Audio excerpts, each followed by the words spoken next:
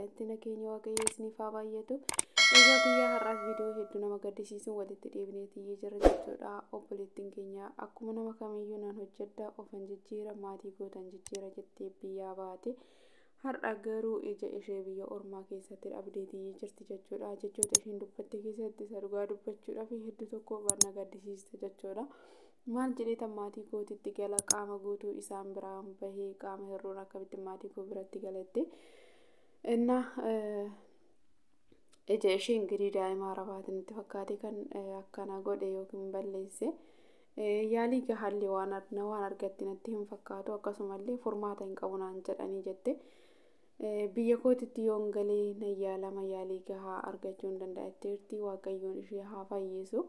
Dhugaa hedduu tokko nama gaddisiisa jechuudha. Namni ofan jijjiira maatii koon jijjiira boroof danda'ee tan jiraadha ergattummaa jalaa baahee jedheeti namni kamiyyuu gaafa biyyaa bahu karoora qaba jechuudha. Garuu qaama keenya hin dhabna jennee osoo hin taane hojjennee of fooyyessina jechaadhaaf biyyaa baane har'a garuu qaama guutuu bahanii qaama ofii hir'atanii gara biyyaa galuun hedduu tokko nama gaddisiisa jechuudha. Waaqayyo waan akkanaa kana isin haa oolchu.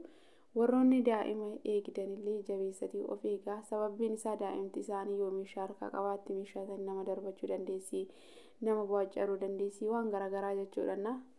Yeroo sanitti battala sanitti keessattuu as gara Dubaay kana keessatti baay'ee namni tokko yoo namni dhukkubsatellee hangas maraayyuu nama yaalchisuu irratti baay'ee hir'ina qabu mana hunda osoo hin taane darbee waan arguuf jechuudha. Kanaafi fayyaa keenya dursine hanga dandeenye kan nama eegu rabbiidha.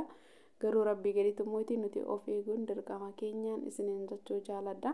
Dhugaa hedduutu akka garaana nyaatte jechuudha. Obboleettiin kun ganaa ijoollummaa kanatti ija ishee dhabuu jechuun umurii kanatti ija ishee dhabuu jechuun baay'ee tokko nama gaddisiisa. Uumamaan osoo hin taane wanta yeroo keessa isheetti dhufe yookiin immoo sababii daa'ima arabaa yookiin immoo mucaa arabaattu ija kiyya akkana na godhe jetteeti kan isheen boosseetii dubbatte jechuudha.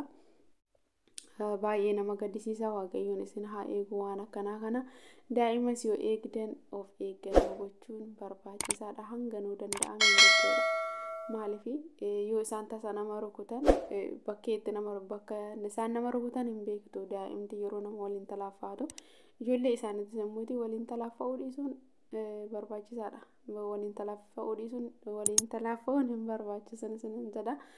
Egaa hordoftoota keenya gara viidiyoo lammaffaatitti yoon darbu caaltuun carraa biyya biroo deemuu argattee jirti jedhanii dubbatanii jiru. Achi keessatti dhugaa dubbachuudhaaf waan na ajaa'ibe keessaa tokko yoo jiraate egaa akkuma beekamu hajjiin caaltuu manaa ari'eetidha kan jiru. Caaltuun carraa biyya biroo deemuu argattee namni biroo waamuu heda. Kanaaf ati maal jetta jedhanii yommuu gaafatanitti hajjiini ani ayyamamaadhaan bakka tokko nu haa waamtu jedheetidha kan dubbate jechuudha. Maaliif nama kana ari'ee jira manaayi osoo isheen ilmoo garaatti baattu ilmoo ishee waliin biyya manaa ari'ee jira. Amma garuu isheen carraa biroo argattee jennaani waliin deemuu qabna jedheetidha kan inni dubbate jechuudha. Baay'ee of jaalataadha hajjiini.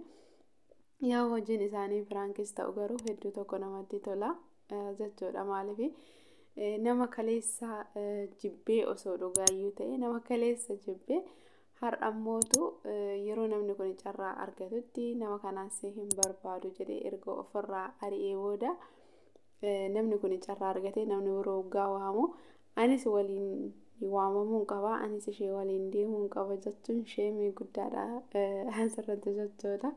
Maaliif jibbee jira ofirraa ari'ee jira har'a isheen carraa biroo argattee jennaan dhuguma jaartuu jaalateeti moo ishee faana deemuu barbaadeeti moo ishee dhabuu barbaaduu dhabeeti moo akkam akka ta'e yeroo akkaataan isaa naaf hin galle jechuudha. Osoo bakka tokko nu waamanii jedheetidha kan jecha isaa keessatti dubbate. Waan hundaafuyyuu baay'ee fataa nama godhu hojiin isaanii piraankidha. Garuu haa ta'u malee hanga amma ajandaadhaaf jecha haa hojjetanii malee warroonni jala deemanii isaan arrabsan hajjiin badaadha hajjiin akkasii caaltuun waan garaagaraa warroonni barreessinu isaan hojii isaaniitiidha kan hojjetaa jiran.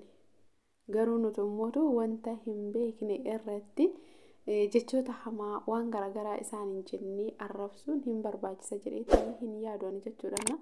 Namoonni tokko kan arrabsanillee hajji nama badaadhallee kan jedhan ni jiru.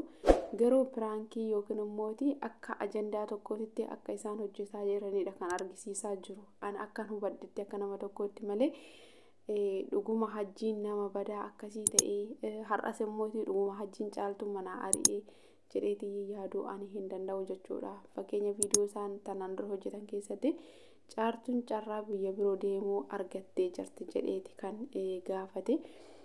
Yeroo kana keessatti maaliif erga inni ari'ee hin barbaadu jedhee ari'ee mana erga ishee ari'ee booda ishee isa gaafachuu hin qabu jechuudha. Jaartii kiyyaa miti yookiin immoo ishee hin barbaadu jedheetu yookiin immoo kan hin barbaadu jedheetu dubartii kana manaa baasee erga manaa baasee booda immoo namni isa deemeeyyuu caaltuun carraa kana argattee jirti deemuu heddii ayyamiif jedhee namumti gaafatu kunuyyuu sirriidha jedhee hin yaadu jechuudha. Osoo dhugaa ta'ee garuu isaan ajandaa irratti hojjechuu qaban irrattidha kan hojjetanii.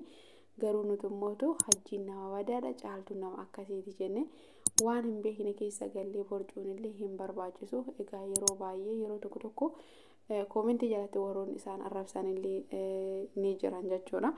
Kanaaf nama tokko alaalarra teenyee madaallee arrabsuun hin barbaachisu.